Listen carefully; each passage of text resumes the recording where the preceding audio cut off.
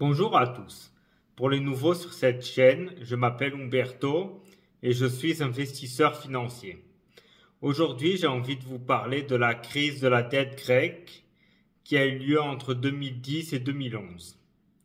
D'abord, nous allons revenir à la genèse de cette crise. Lorsque la Grèce a voulu rentrer dans l'euro en 1999, par rapport au traité de Maastricht, il exigeait un endettement maximum de 60%, qui entre-temps a été allègrement dépassé par quasiment tous les pays de la zone euro, mais surtout un déficit public annuel maximum de 3%. Or, la Grèce avait un déficit supérieur. Alors, pour pouvoir entrer dans l'Union européenne, l'idée a été de falsifier les comptes. Et qui a fait cette basse manœuvre?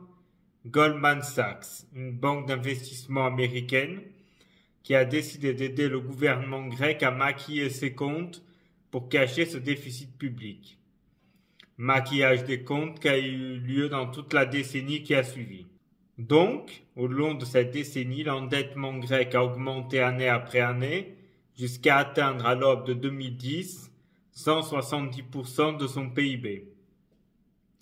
À ce moment-là, le taux d'endettement était énorme, mais surtout le premier ministre grec de l'époque annonce que le déficit public est en réalité très supérieur au déficit public annoncé par le gouvernement précédent. En réalité, le déficit public est entre 7 à 8%. À ce moment-là, l'effet qui a existé fut que les banques étrangères et les investisseurs ont perdu confiance dans le gouvernement grec. Et donc, en fait, vous avez à ce moment-là conjugué deux effets. Il y a eu la crise des subprimes en 2008. J'ai fait une vidéo sur ce sujet-là. Et il y a eu également la crise. Donc, cette crise a amené à ce qu'on appelle au flight to quality, c'est-à-dire à la recherche des produits d'investissement de qualité.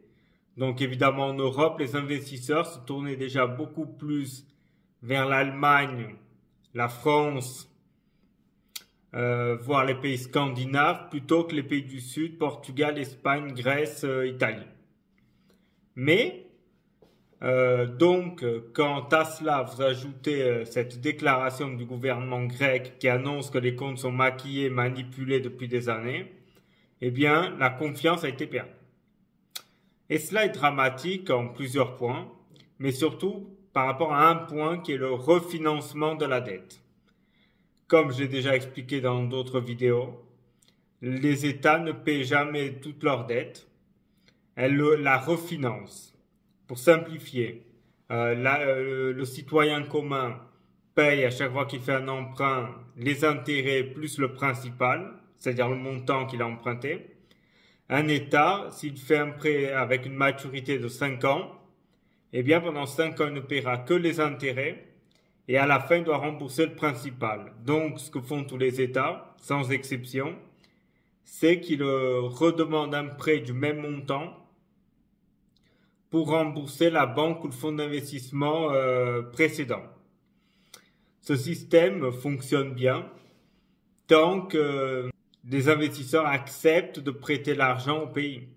Mais si, comme c'est arrivé en Grèce, mais pas qu'en Grèce d'ailleurs, au Portugal, en Espagne, en Irlande, les fonds d'investissement cessent de vouloir prêter l'argent, ou les banques, l'État se retrouve à court de liquidité, car sans possibilité d'honorer les créances qu'il a en cours. À cela s'ajoute, avec cet effet-là, une augmentation dramatique des taux d'intérêt. C'est-à-dire, comme vous allez le voir dans le graphique qui va suivre, les taux d'intérêt grecs à partir de 2008 ont augmenté dramatiquement jusqu'à atteindre un seuil de 35%, ce qui est un taux complètement dément et qui donc rendait l'économie grecque, qui était déjà vulnérable, encore plus vulnérable. C'est suivi des années d'austérité qui ont empiré la situation.